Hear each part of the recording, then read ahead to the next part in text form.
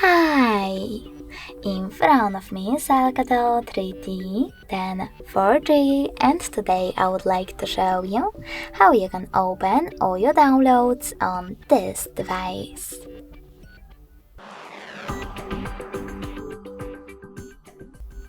First of all, you need to find an app called Files. When you find it, click on it. Then click on those three lines at the top left corner of it and select Downloads category. As you can see, all my downloaded files are over here. In order to access one, just click on it.